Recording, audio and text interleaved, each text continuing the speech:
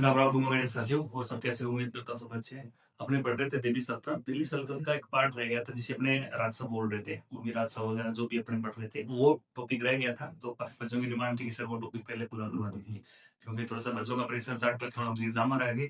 तो मैंने माना वो टॉपिक करवाना स्टार्ट कर दिया था। तो अभी काफी बच्चों का ये आया था कि सर हमें जो राजसा व्यवस्था रह गई थी दिल्ली सल्तनत की वो करवा। तो मैं साथ में इसी कड़ी के अंदर क्या कर रहा हूँ, आज टाइम मिला तो आज अपने क्या करें दिल्ली सल्तनत पे जो टॉपिक था वो राजस्थान सब प्रणालियों वगैरह पे उन पे अपने क्या करेंगे वीडियो बना देंगे, ताकि अपना पूरा दिल्ली सल्तनत का जो प्रशासन था उसके अंदर अपने सैन्य प्रशासन, डाक प्रशासन, न्याय प्रशासन, वो सारी चीजें अपने कर चुके हैं। अब इसका एक लास्ट टॉपिक था, इसको अपने क्या कर लेते हैं, पूरा कर लेते हैं। तो आज अपने इसी पीढ़ी के अंदर टॉपिक पढ़ने जा रहे हैं दिल्ली सल्तनत का जो प्रशासन है उसके अंदर राजस्व प्रशासन की थोड़ा बात करें। तो आइए आज अपने क्या करते हैं, दिल्ली प्रशासन के अंदर जो अपना राजस्व टॉपिक है उसको अपने कर लेते हैं कंप्लीट। तो आज अपने उसी पीढ़ी के अंदर का ये टॉपिक अपने क्या करने जा रहे हैं, शुरू करते हैं। और इसी को अपने बहुत ही सीमित शब्दों के अंदर बहुत ही अच्छे तरीके से कर लेंगे और आप अंत तक वीडियो के साथ में बने रहें। तो चलो अपने यहाँ से स्टार्ट करते हैं। तो आज का टॉपिक जो अपना मन से राजस्व राजस्व व्यवस्था। आज का टॉपिक अपना कौन सा है, राजस्व व्यवस्था नाम से टॉपिक है। इस टॉपिक को बहुत ही शानदार शब्दों में पढ़े करेंगे।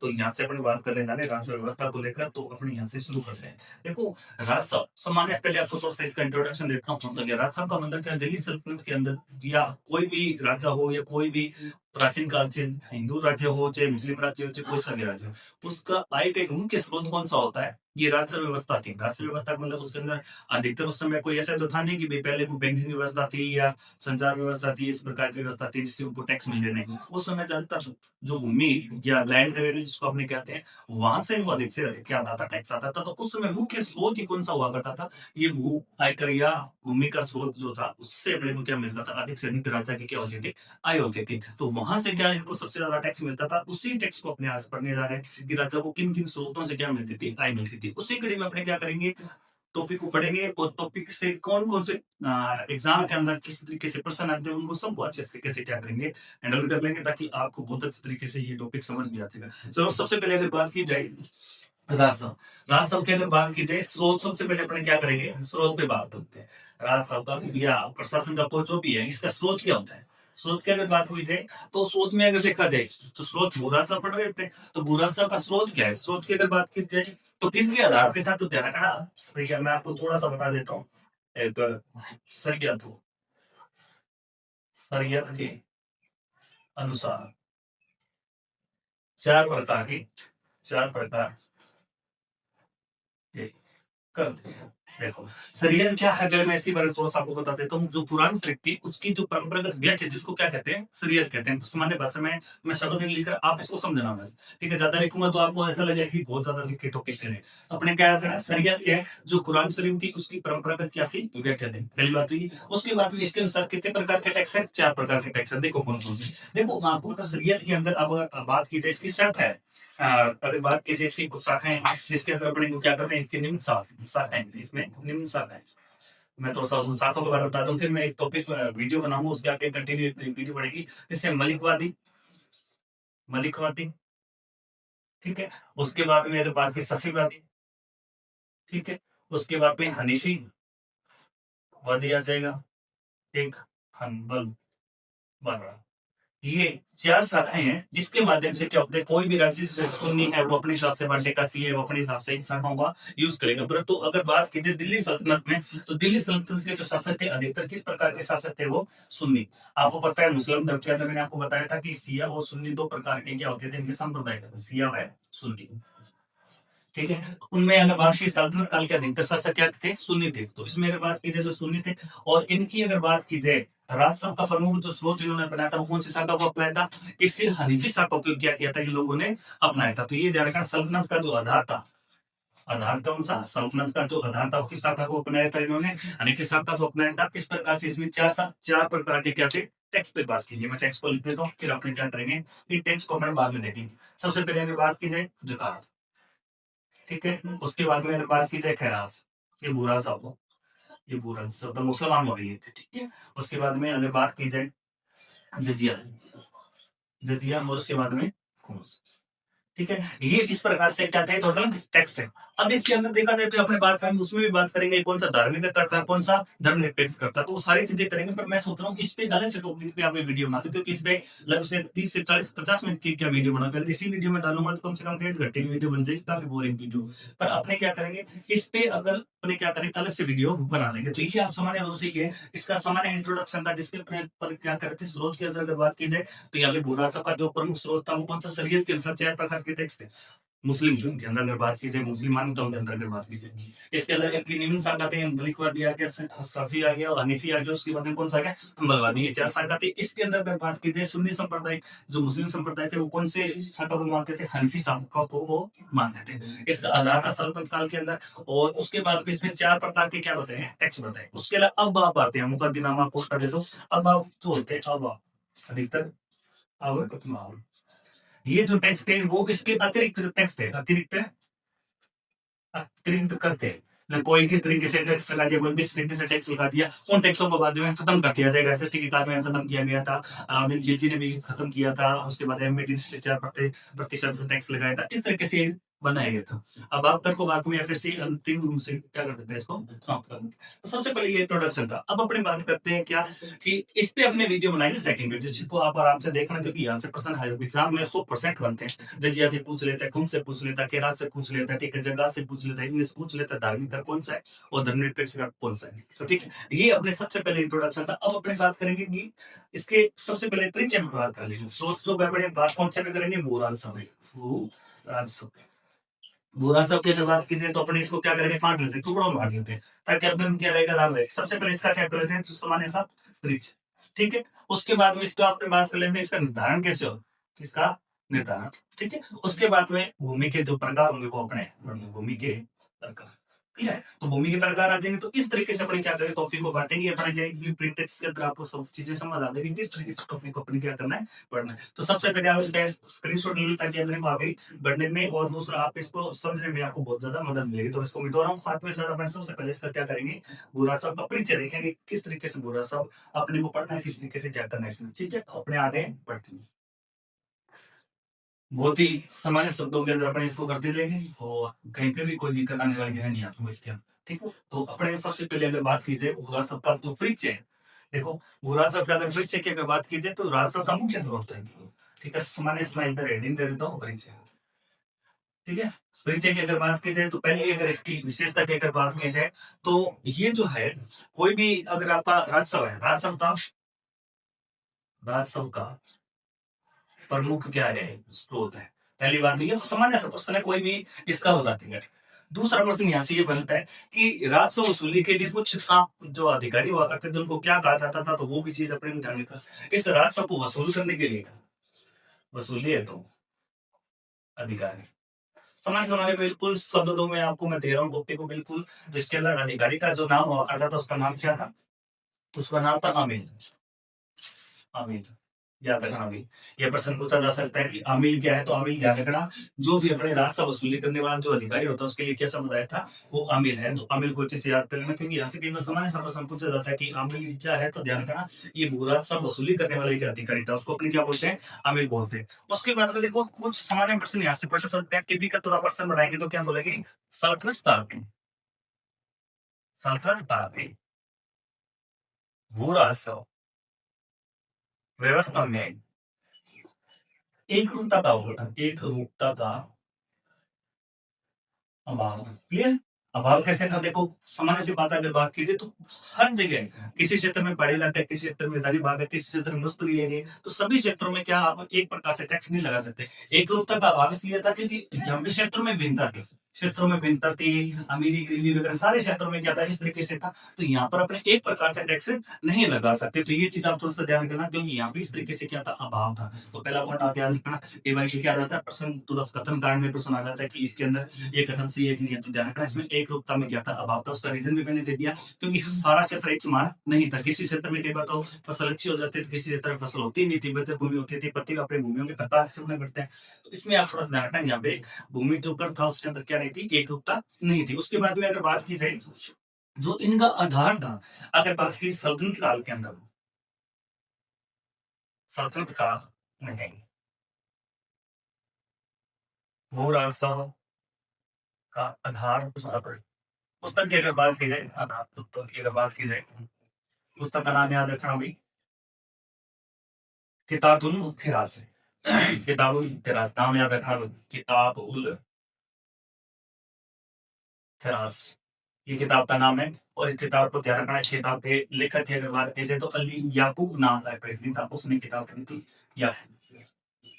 याद रखना भी, अली याकूब की जो किताब थी, इसके आधार पर यहाँ पे टैक्स वगैरह जो थे निर्धारित किए गए थे। तो ये ध्यान रखना, इसके अंदर ये आधार था एक प्रकार से। ये ध्यान रखना, ऐसा नहीं था कि भारत के अंदर इस प्रकार का टैक्स वगैरह चलते, बुरा सा व्यवस्था तो पहले से चली आ रही थी। परंतु अगर बात की दिल्ली सल्तनत के अंदर ये व्यवस्था थी, तो यहाँ पे राजस्व का प्रमुख स्रोत था, पढ़ लिया, अमीर यहाँ का प्रमुख अधिकारी था जो कि टैक्स को इकट्ठा करता था। उसके बाद में सल्तनत काल में बुरा सब की व्यवस्था के अंदर क्या नहीं थी, एकरूपता नहीं पाई जाती थी। उसके अलावा अगर बात दिल्ली सल्तनत में बुरा सब पे आधार पुस्तक कौन सी थी, तो ध्यान रखना कौन सा था, किताबुल खिरात नाम की एक पुस्तक थी, उसका नाम आप विशेष रूप से याद कर लेना। उसके अलावा अगर बात कीजिए, एक पॉइंट और है, इसका संग्रह का जो कार्य था, अब मैं शॉर्ट में बहुत शॉर्ट में लिख रहा हूँ, आओ संग्रह, संग्रह कर संग्रह था, संग्रह कार्य कर संग्रह, संग्रह कार्य, कार्य जो होता था उसको क्या कहते थे, तसरूफ। ये थोड़ा सा ध्यान रखना, तसरूफ,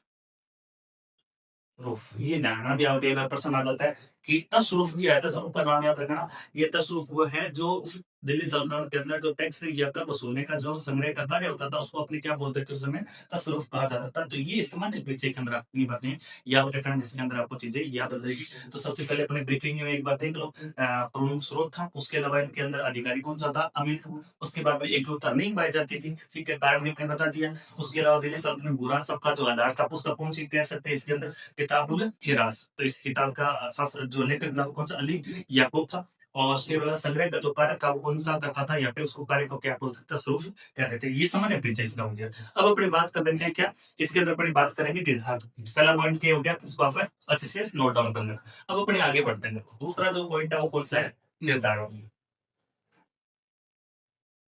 दूसरा पॉइंट है निर्धारक। दूसरा जो पॉइंट है वो अपना कौन सा आ जाएगा, निर्धारक बोलेगा। देखो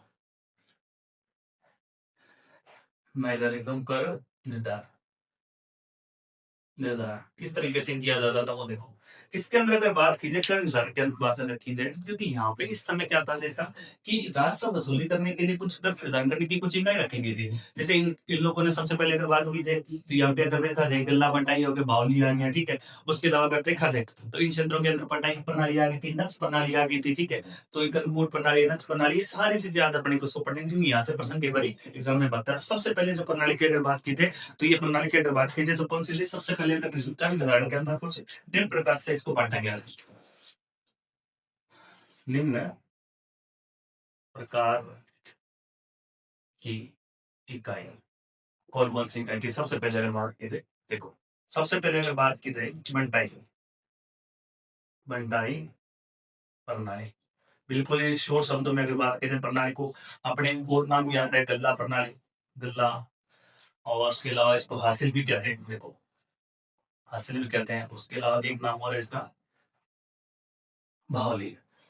और तो ये इस प्रकार के कई बार नाम आ जाते हैं, तो ध्यान रखना ये नाम आते हैं तो आपको पता होना चाहिए कि किससे संबंधित है। तो ये बुरा सब की कर निर्धारण की कुछ प्रणालियां थी, उनसे संबंधित ये नाम आ सकते। तो देखो सबसे पहले अगर बात कीजिए कौन सी थी, देखो इसके अंदर था क्या नहीं था उसके ऊपर देखो। इस बुरा सा प्रणाली को भी कई आगे दिन भागों में बांटा गया। तो इसको सबसे पहले आप ध्यान रखना, इसमें क्या था, फसल को अगर बात की जाए, इसमें किसान के साथ में जो पैदावार था, पैदावार का हिस्सा बांट दिया जाता है। इसके अंदर ध्यान रखना, क्या मैं इधर लिख रहा हूँ शॉर्ट में, किसान के साथ, किसान के सारा पैदावार का हिस्सा बांटा जाता था, इससे हिस्सा बांटा जाता था, ठीक है। तो मैं तो बहुत शोर शब्दों में लिख रहा हूँ कि सामान्य सी बात है, राज्य सरकार का कोई व्यक्ति आएगा या फिर क्या करेगा, वो किसान के साथ में समझौता करेगा एक प्रकार से कि आपके साथ में समझौता कर रहे हैं भी। अपने इसमें बंटाई सिस्टम में क्या था, कई बार तो खेतों को, खड़े खेतों की फसलों को बांट लिया जाता था। कई बार क्या होता था, जैसे खेतों की फसल को काटने के बाद में खलिहान में जब अपने रखते हैं बिना भूसा अलग किए, ठीक है, उसको अपने बांट लेंगे, उसको लंग पटाई बोलते हैं। और लास्ट में क्या होता है, जब अपने अनाज निकाल लेते हैं फाइनल रूप से, उसको बोलते हैं राजमाता, ठीक। अपने तीनों भागों में देख लेते हैं। सबसे पहले इसकी निम्न इकाई है उसको देख लेते हैं। सबसे पहले अगर मायनी खेत बन, खेत बनता है, ठीक है। दूसरी इसके अंदर आएगी लंक मंडाई। याद रखना अभी छोटा पॉइंट है, बहुत अच्छे पॉइंट है। लंक मंडाई और तीसरा हो जाएगा रास मंडाई। ठीक है। रास मंडाई की अगर बात की जाए तो ये 3 प्रकार से क्या दी अपनी बातें को। पहला था खेत मंडाई। खेत मंडाई भी क्या सामान्य शब्दों में बिल्कुल याद रखना। यहाँ पे देखो मैं बिल्कुल एक सामान्य शब्दों में देखो यहाँ पे क्या होगा कि खड़ी फसल को बांट लेते हैं। खड़ी फसल को क्लियर। खड़ी फसल को कैसे, ये आपका खेत है, इस खेत में यहाँ पे 2 व्यक्ति आएंगे इस तरीके से, ठीक है। दोनों व्यक्ति आगे क्या करेंगे, आपके खेत को देखेंगे, यहाँ पे क्या करेंगे, इस खेत को इस तरीके से बांट लेंगे। आधा राज्य किसान, आधा खेत जो किसका हो जाएगा किसान का, आधे किसका हो जाएगा राज्य का। तो ये ध्यान रखना, इसमें क्या उस व्यवस्था को बोलते हैं, इसे खेत बटाई बोलते हैं। कड़ी खेत की फसलों को क्या कर लेना, बांटो। दूसरे की अगर बात की जाए, दूसरी व्यवस्था में अगर देखा जाए तो यहाँ पे लागू बढ़ रहा है। यहाँ पे खलिहान खलिहान में लाकर फसल को बांटा जाता। सामान्य भाग है कटाई के बाद, बाद कटाई के बाद में जैसे मान लो अपना खेत है, खेत के अंदर से फसल हुई, ये अपने खेत है, खेत में क्या हुआ अपनी फसल हुई, फसल को क्या किया, कटाई कर, कटाई के बाद में अपने लाके इसको यहाँ पे रख दिया। अब क्या आएगा, 2 व्यक्ति आएंगे, उसके बाद फिर क्या करेंगे, दोनों को, हाँ एक चीज विशेष रूप से ध्यान रखना, इसके अंदर क्या किया जाता था, खेत में ढेर बांट दिया जाता था। इसमें फसल को पूर्ण रूप से निकाला नहीं जाता था। इसमें जैसे अपने चावल है, चावल को अपने काट कर फेंक रख दिया जाएगा, उसके बाद में क्या किया जाएगा, भूसा अलग किए बिना इसका क्या किया जाता था, बंटवारा किया जाता था। तो ये कौन सा अपने बाहर आ जाएगा, लग पड़ेगा। तीसरी अगर बात की जाए, यहाँ पे जब फसल निकालने के बाद मतलब कि साफ सूख करे, साफ रखे, साफ रखे। जो मंडाई हो, जो इसका मिठाई उसको अपने क्या बोलते थे, घास मंडाई बोलते हैं। तीनों प्रकार की व्यवस्था अच्छे से याद कर लेना। तो ये अपने ध्यान में तीनों प्रकार की। अब ये व्यवस्था अधिकतर किन क्षेत्रों में लागू होती है, विशेष करके नोट डाउन करके आपने करना। ये शासन के प्रत्यक्ष नियंत्रण वाले भाग पर लगता है, भाग पर लागू। ये आप नोट करके लिखना विशेष रूप से, फिर यहाँ से प्रश्न बनता है कि ये अधिकतर किन क्षेत्रों में लागू होते हैं। ये प्रशासन के जो स्पष्ट नियंत्रण वाला जो भाग था उसके अंदर ये लगा करते। तो ये विशेष रूप से याद रखना। ये निर्धारण की कुछ प्रणालियां थी। सबसे पहले इसकी कुछ उप प्रणालियां थी। इसके हमारे खेत बंटाई, खेत को बांट लेना, खड़े खेत की फसलों को बांट लेना। दूसरा लंक बंटाई की अगर बात करें, कल्याण पदार्थ यहाँ पे क्या किया जाता था, फसलों को बांटा जाता था। जिससे कटाई करने के बाद में अपने खेत के बाद छोड़ देते हैं फसल को, ठीक है, उसको अपने बांटा, मंडली लगाते हैं। सरसों पार्टी, सरसों की मंडली लगाने के बाद में क्या होता है, उसको पूर्ण रूप से निकाल देंगे ना, उसको अपना बांट लेंगे। उसके बाद में अगर सारांश काटेंगे, क्या करते हैं, जब अपने सरसों को निकाल देते हैं और जब अपने कट्टे में उसका ढेर मार देते हैं, उसके बाद में क्या करेंगे, 2 ढेरियों को अलग कर लेंगे, एक राज्य की हो जाएगी, एक किसान की हो जाएगी। तो ये ध्यान रखना। और ये शासन के प्रत्यक्ष नियंत्रण वाले भाग में हुआ करते थे। तो ये आप इसको नोट डाउन करें और अपने आगे चल देते हैं। अब अपने बात करते हैं, देखो आगे आप बात करें, आगे वाला टॉपिक, तो देखो इसको मिटो, आप आगे लिखना। चलते हैं। तो ये सबसे पहले अपनी जो प्रणाली थी, कौन सी प्रणाली होगी अपनी, बंटाई का, बंटाई वाली कर ली। अब अपने बात कर लेते हैं दूसरा जो है पेमाइश या मसाहत बोलते हैं इसको। इसको क्या बोलते हैं अपने, मसाहत प्रणाली। दूसरी प्रणाली कौन सी आएगी, मसाहत, मसाहत या इसको मापन भी 3 बोलते हैं।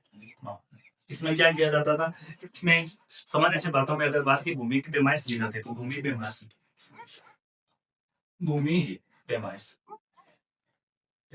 भूमि पैमाइश की जाती है, मतलब भूमि को मापा जाता था। याद रखना, सामान्य शब्दों में बात की जाए, भूमि को क्या किया जाएगा, मापा जाएगा। इससे पहले ये व्यवस्था थी, क्यों, क्योंकि उसमें अपने सल्तनत काल के अंदर क्या किया जाएगा, सबसे पहले इसमें सुधार किया गया था। ठीक है, अलाउद्दीन खिलजी के द्वारा किया गया, मोहम्मद बिन तुगलक के द्वारा किया गया, सिकंदर लोधी के द्वारा किया गया। तो ये जब हम इनको पढ़ेंगे ना, सिकंदर लोधी वगैरह, तो यहाँ पे सारी चीजें आ गई। ठीक है, जैसे अपने बात करे थे एमबीडी को अपने बहुत अच्छे से पढ़े थे, उसने दीवाने को एक विभाग बनाया था। उसमें क्या किया था, इसने अपना एक विभाग के बाद में क्या किया, फसलों के जो खेतों की क्या किया गया था, उनको उसी तरह को बांट दिया गया, उनको पैमाइश करवाई, सब कुछ किया गया। उसी प्रकार यहाँ पे क्या किया गया था, भूमि के अंदर पैमाइश करवाई गई। पहला पॉइंट तो ये हो गया। दूसरा, सल्तनत काल में अगर देखा जाए, दूसरा सल्तनत में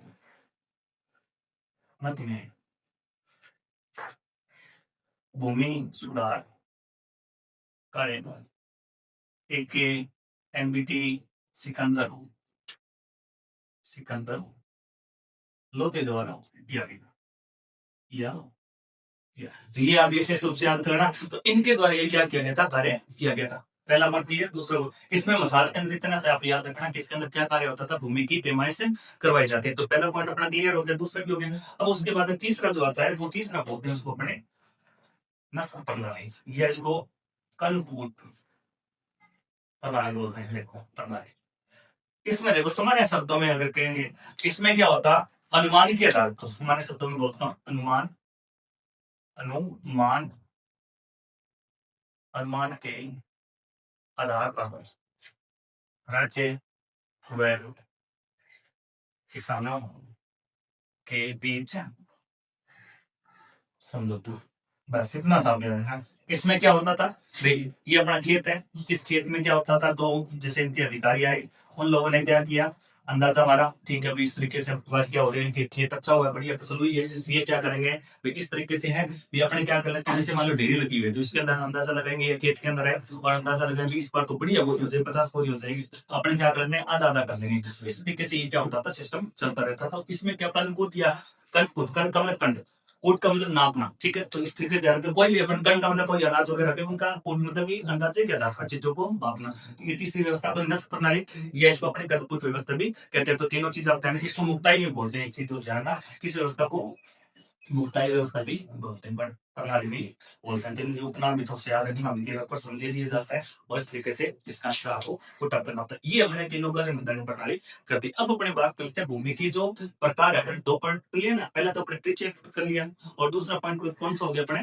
भूमि के जो प्रकार निर्धारण करते हैं उनको तीनों चार हमने अच्छे से कर लिया। अब अपने बात कर लेते हैं कि इसके अंदर से कौन कौन से प्रकार के क्या हुआ करते थे भूमि के प्रकार। तो अपने प्रकारों पर अपन क्या कर लेते हैं, बात कर लेते हैं। वो अपने दूसरा जो पॉइंट, तीसरा जो पॉइंट है जो कर रहे थे, उसको अपन जल्दी से अपडेट कर लेते हैं।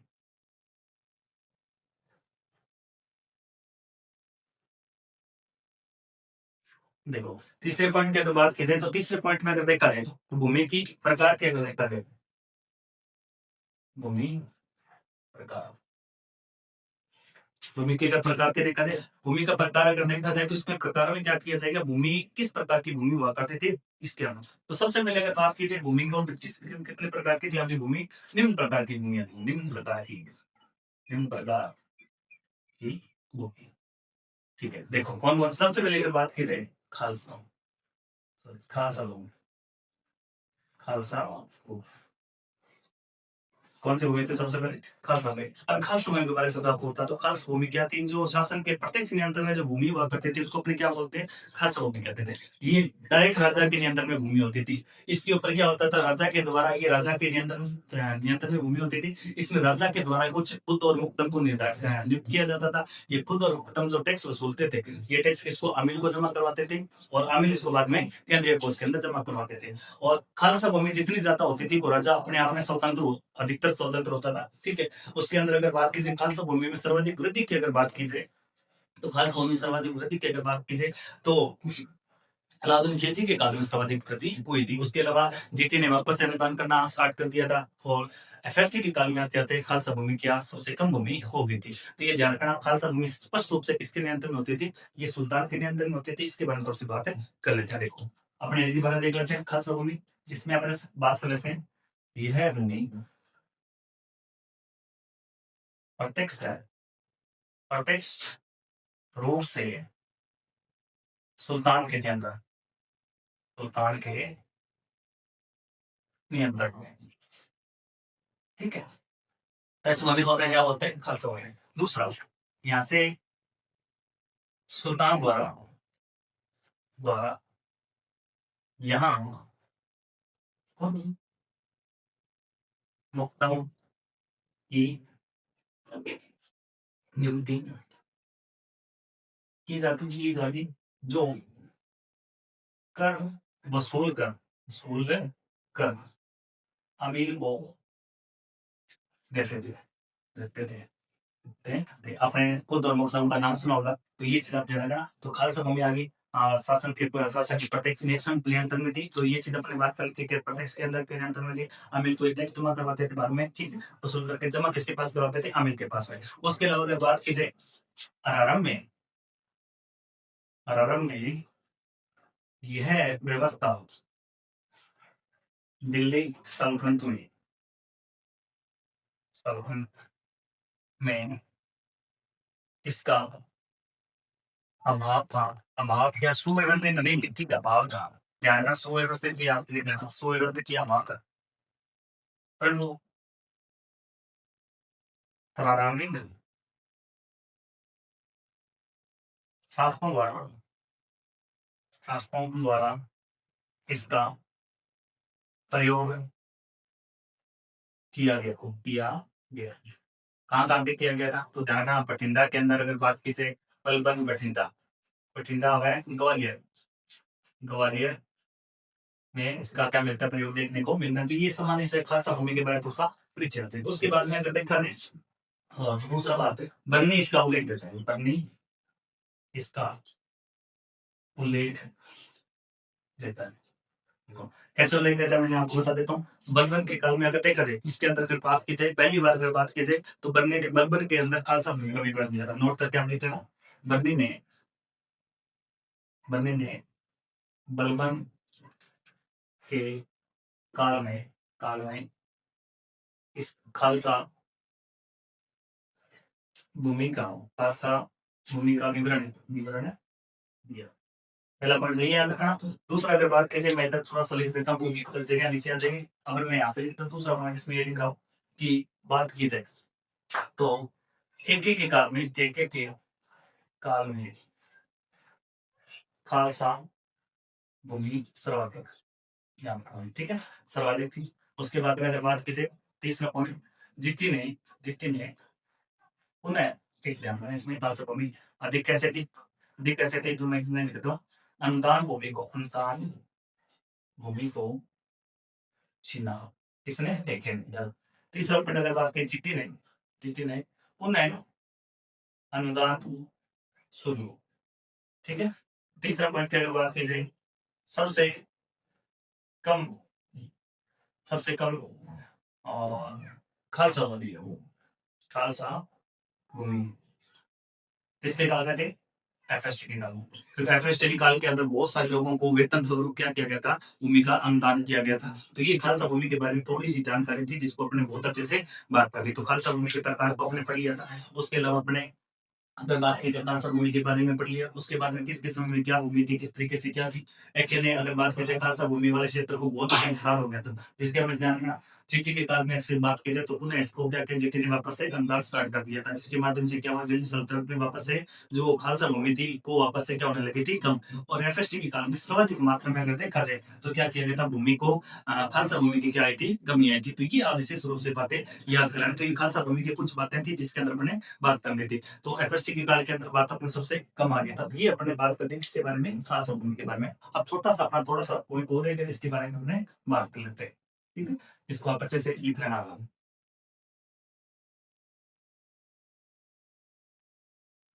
देखो देखो इसमें क्या करा है। दूसरा अगर बात कीजिए, मदद ए मास, मैं आपको बता देता हूँ।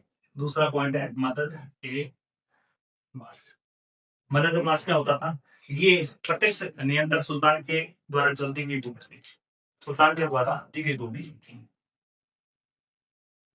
सुल्तान द्वारा दी गई भूमि, ठीक है। सुल्तान के द्वारा जब दी गई भूमि होती थी, ये क्या भूमि होती थी। पहला पॉइंट इस पे ये कर दिया। दूसरा पॉइंट इसमें मुक्त भूमि, मुक्त भूमि, ठीक है। ये भूमि वंशानुगत भी हो जाती थी, वंशानुगत अनुगत भी होती। क्या होते थे, जब लंबे समय तक ये भूमि रहती थी, तो ये भूमि क्या हो जाती थी, वंशानुगत भी हो जाती थी। अब इस भूमि के कुछ प्रकार है, वो भूमि के कुछ भागों में इसको बांटा गया। सबसे पहली बात कीजिए मिल्क।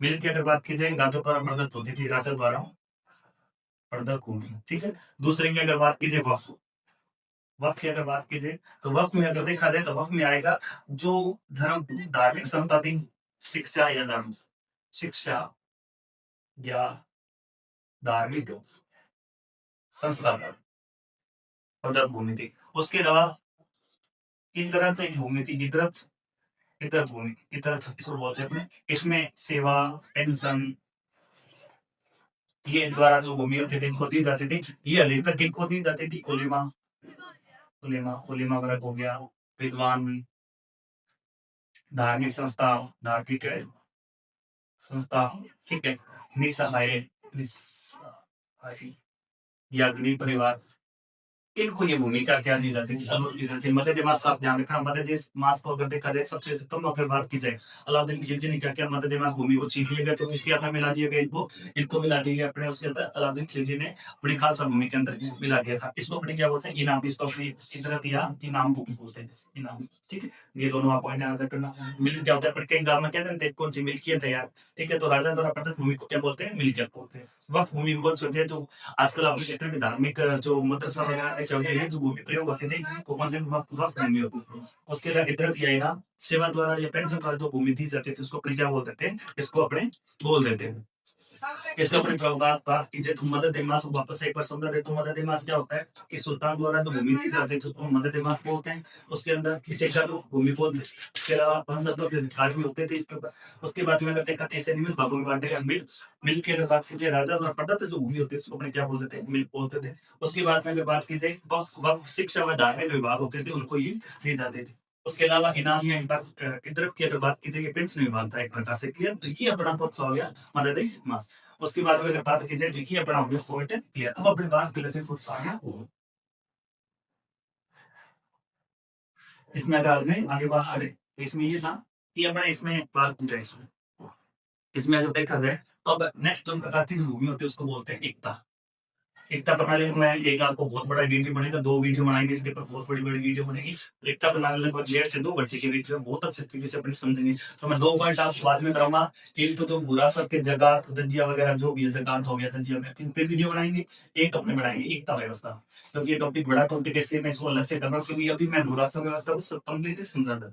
ठीक है, एकता व्यवस्था की अगर बात की जाए तो प्रांतों के जो राजा द्वारा क्या होते थे, प्रांत प्रतिनियुक्त कर दिए जाते और जागीर स्वरूप उनको या वेतन स्वरूप उनको क्या दिया जाता था, जमीन दी जाती थी। तो नॉर्मल से इसको अपने यहाँ कैसे रखेंगे, अपने इस पे याद रखेंगे प्रांत प्रतियों को, प्रांत प्रतियों, प्रांत प्रतियों को वेतन स्वरूप जागीर अनुदान, अनुदान, ठीक है। तो बाल को जाके स्वरूप अनुदान दी जाती थी, तो इसको अपने जाने का इसीलिए इक्तादार वली गवर्नर वगैरह अपने वो बात अपने कर चुके हैं, अपने इसको एक बार समझ भी चुके हैं। ठीक है, तो अपने जब पढ़ रहे थे, जब इनकी प्रशासन व्यवस्था पढ़ रहे थे उसके अंदर मैंने एक से इक्ता व्यवस्था के बारे में थोड़ी बातें बताई थी, तो अपने इसका अलग से क्या बनाएंगे, वीडियो बनाएंगे। तो इसको अपने थोड़ा सा ध्यान रखना, जो प्रांत थे उनको वेतन स्वरूप क्या दी जाती थी, राजा द्वारा भूमि प्रदत्त की जाती थी। उसके बाद में बात करिए जो तीसरा जो पॉइंट आएगा वो था कौन सा, रणता, रणता, रणता। ठीक है, रणता क्या होती थी, जो हिंदू राजा हुआ करते थे ना, हिंदू राजाओं के द्वारा जो अधीन छोटे मोटे राजा ठाकुर वगैरह या जो भी सामंत वगैरह होते थे उनके द्वारा जो उनको प्रतिवर्ष टैक्स वसूल दिया जाता, नजराना भेंट किया जाता, उसको अपने क्या बोलते हैं, रणता। ये सीधा सुल्तान के पास में नहीं आया करता था। तो ये चीज थोड़ा सा ध्यान रखना। इसके बारे में थोड़ा सा देख लेते हैं कि हिंदू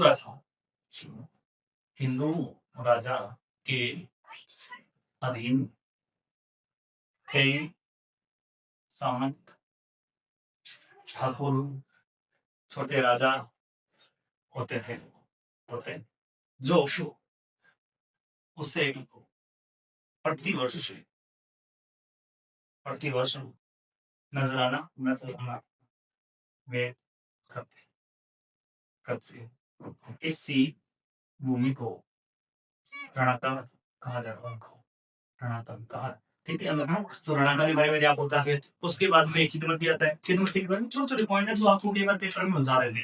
खिदमती, खिदमती, खिदमती का मतलब क्या होता है, आपकी खिदमत में पेश है, तो इसमें जो हरे हुए राजा है, तो हिंदू राजा है, उनके द्वारा जो टैक्स वसूल दिया जाता था उसको क्या बोलते थे, खिदमती।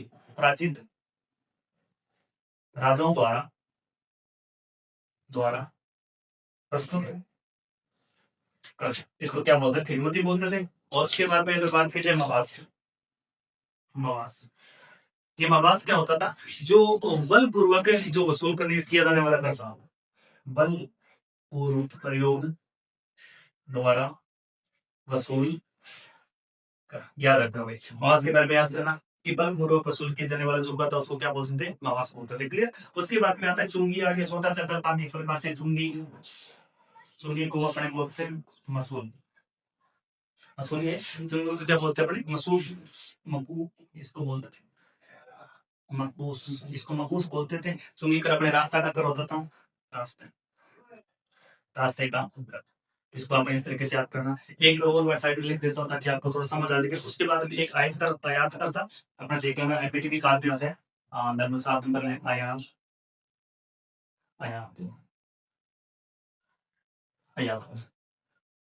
आयात कर इसको अपने दिमाग में जाए तो एमएटी कार्ड में इसका विवरण मिलता है। एमएटी कार्ड में क्या था, एमएटी के कार्ड में अगर देखा जाए तो वस्तु पर लगभग कितना प्रतिशत था, 2.5% ये था और बोर्डों पे कितना प्रतिशत था, ये 5%। ये चीज आप ध्यान रखना, इसके बारे में आप ध्यान रखना। बर्निश का क्या देता है, कूलिंग देता है। तो आयत क्या है, उसके अलावा मावास क्या है, बर्फपूर्वक जो आदिवासी इलाका पथरीला जो एरिया था, आदिवासी या जंगली एरिया था, उनसे जो प्रयोग किया बलपूर्वक प्रयोग लेकर उनसे क्या किया जाता है, सुलझा जाता है, उसको मावास बोलते हैं। जो लेकर मकबूस बोलते हैं, इसको याद रखना। उसके अलावा अपने आयत का कुछ एक तक था, एक था मैं इधर लिख रहा हूँ, 8 नंबर का तक था, इधर लिखा थोड़ा सा तो आपको समझ आ जाएगा।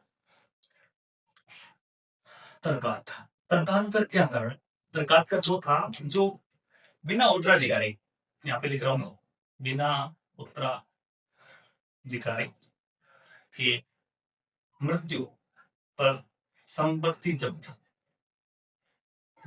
करता। याद रखना, मैं ये अपने मोटे तौर पर अपने तरीके से याद करना, क्योंकि यहाँ से क्या करते हैं तो सिंपल ऐसा प्रश्न बन जाता है। तो मैं आपके साथ में एक बार प्रकार अपने बारे में खालसा प्रकार अपने पढ़ लिया, टिक्कर व्यवस्था पढ़ ली, रणा कर याद रखना। रणा कर क्या है, हिंदू राजाओं की अधीन गई सामंत या ठाकुर हुआ करते थे, जो हिंदू प्रति नजराना भेंट करते थे। इस प्रकार का जो टैक्स होता था उसको क्या बोलते, इस प्रकार की भूमि या टैक्स को क्या बोलते थे, रणा, जो कि सीधा सुल्तान के पक्ष में नहीं जाया करता था। किरमती क्या होता था, हारे हुए जो राजा होते हैं, प्राचीन राजा, तो ये इस प्रकार का टैक्स प्रस्तुत करते थे। प्रस्तुत तो क्या करते, जबरदस्ती लेता बेचारा दोनों, ठीक है। उसके बाद मवास कर क्या होता था, जो आदिवासी एरिया या जो पथरीले एरिया में रहते थे या जंगली जो लोग थे, उनसे क्या करते थे, उनसे बलपूर्वक जो टैक्स वसूला जाता उसको क्या बोलते हैं, मवासी। चुंगी कर क्या होता है, मकुस बोलते थे। और जो रास्ता हुआ करता था, उसके अलावा आयात कर जो था उसको अपने क्या बोलते थे, पर जो वस्तु देते हैं बनने देश का क्या देता है, वो लिख देता है बनने बने वाले एक देता है। इसने क्या बोला था, बताया था कि एमबीटी की कार के अंदर 2.5% किस पे लगता था, वस्तुओं पे, और 5% का किस पे लगता था, गुणों पे। और फिर अगर कार करके मैं बात कर लेती, बिना उत्तराधिकारी के किसी की मृत्यु हो जाती है, उससे जो भूमि उसकी संपत्ति जब्त कर ली जाती है, उसको क्या बोलते थे, मैंने तरकात कर। तो ये अपना पूरा टॉपिक हो गया राजस्व से संबंधित बातों को लेकर। अब अपने क्या करेंगे, जो नेक्स्ट वीडियो डालेंगे वो अपने जो जकात हो गया, जजिया हो गया, खुम्स हो गया, इनके ऊपर एक बड़ी सी वीडियो डालते हैं ताकि आपको पूरा कॉन्सेप्ट क्लियर हो। इसलिए मैंने इसको लास्ट में करवाना उचित समझा। उसके बाद में इसकी इतना व्यवस्था पे एक वीडियो बनेगी, उसको अपने अच्छे से पढ़ लेंगे। और आप जितना वो वीडियो को लाइक शेयर करें, और ताकि दूसरे बच्चों तक भी पहुंचो, और अपने चैनल को खूब ज्यादा से ज्यादा क्या करो, तो शेयर करो, ठीक है। और इस बार अपने क्या करते हैं, बढ़िया से इस वीडियो को डालते रहेंगे, आगे कंटिन्यू वीडियो को डालते रहेंगे। धन्यवाद। और अभी नीट वगैरह आई है तो उसके लिए अपन क्या करेंगे, थोड़ा थोड़ा कंटेंट डालते रहेंगे। धन्यवाद।